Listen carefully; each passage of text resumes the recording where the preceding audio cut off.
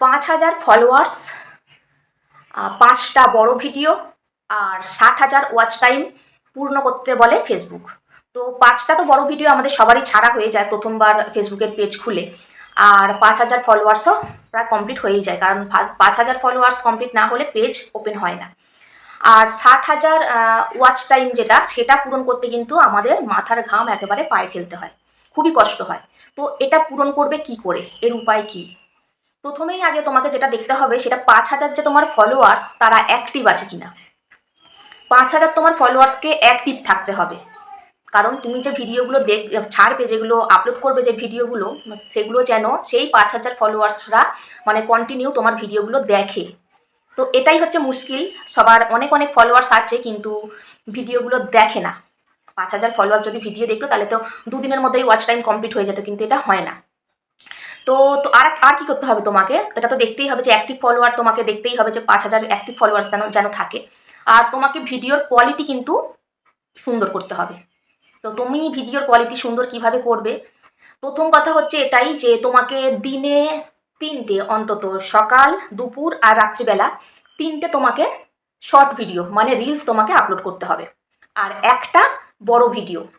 আর যাদের 5,000 ফলোয়ার্স হয়ে গেছে তারা ডেলি একটা করে লাইভ করবে। আর ভিডিওর টাইমিংটা তোমাদেরকে, ওটা মাস্ট বি ইম্পর্টেন্ট, যেটা ভিডিওর টাইমিংটা তোমাদেরকে ঠিক রাখতে হবে। আজকে এক সময় ভিডিও ছাড়লাম, কালকে আরও অন্য সময় ভিডিও ছাড়লাম, এগুলো করলে হবে না। যেই টাইমে তুমি প্রথম দিন থেকে ভিডিও ছাড়া শুরু করবে সেই টাইমটাই তুমি মেনটেন করবে। বড় ভিডিওর ক্ষেত্রেও তুমি যেই টাইমে বড় ভিডিও ছাড়বে ঠিক সেই সময়ে কিন্তু বড় ভিডিওটা ছাড়তে থাকবে। লাইভটা হয়তো একটু 19-20 হতে পারে, কারণ সবাই তো, আমরাও তো প্রত্যেক দিন একবারে একই সময়তে লাইভ করতে পারি না। তো যদি তোমরা ওটা করতে পারো তাহলে খুবই ভালো হয়। আর শর্টস ভিডিওগুলো তাই, যে 3টে যে ছাড়বে সারাদিনে 3টে যেন টাইমিংটা একই থাকে। আর লাইভ যে করবে, অনেকেই বলো যে লাইভ করলে কি হয়, লাইভেতে কিছু হয় কি না। হ্যাঁ হয়, লাইভ করলে রিচ বাড়ে। রিচ কেন বাড়ে? লাইভ করলেই তোমার নেট ফলোয়ার্স বাড়বে, আর নেট ফলোয়ার্স বাড়া মানেই কিন্তু রিচ বাড়বে। লাইভ করা মানে কিন্তু ভিউজ বাড়া নয়, ভালো করে তোমরা মানে শোনো কথাটা। লাইভ করা মানে কিন্তু ভিউজ বাড়া নয়, লাইভ করা মানে নেট ফলোয়ার্স বাড়বে আর রিচ, অনেকের কাছে তোমার লাইভটা পৌঁছবে। আর যখনই পৌঁছবে তাহলে কি একে অপরের সঙ্গে তোমরা জানার সুযোগ পাবে, একে অপরকে চেনার সুযোগ পাবে। তো এইভাবেই একে অপরকে চিনতে জানলে তাহলে কি মানে ফলোয়ার্সও বাড়বে, রিচও বাড়বে, তোমার অনেক উন্নতিও হবে এই ভিডিওর ক্ষেত্রে।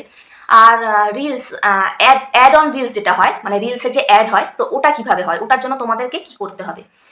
অ্যাড অন রিলসে যেটা করতে হবে সেটা হলো তুমি তোমার নিজের ভয়েসেতে তুমি ভিডিও আপলোড করবে। ফেসবুক বলেছে যে তুমি তোমার নিজের ভয়েসেতে যদি ভিডিও আপলোড করো তাহলে সেটা কি ভাইরাল হওয়ার চান্স অনেক বেশি থাকে। প্রত্যেকটা মানুষের মধ্যেই ভগবান কিছু না কিছু ট্যালেন্ট দিয়ে পাঠিয়েছে।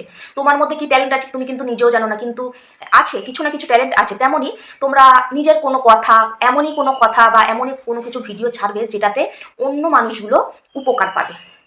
তো এইভাবে যদি তোমরা ভিডিও ছাড়ো তাহলে দেখবে তোমাদের ভিডিওর কোয়ালিটিও ভালো হবে। আর হ্যাঁ, প্রথমবারেতেই অনেক বড় ভিডিও করার চেষ্টা করবে না, প্রথমেতেই 2 মিনিট করবে, তারপর 3 মিনিট, তারপর 4 মিনিট, তারপর 5 মিনিট, মানে এইরকম করে করে 2, 3, 4 করে আস্তে আস্তে তোমাদের ভিডিওর লেন্থটা বাড়াবে।